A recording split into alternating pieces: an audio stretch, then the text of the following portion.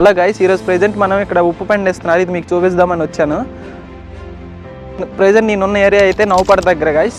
అయితే present salt అయితే గల్లీలో ఫామ్ అవుతుంది.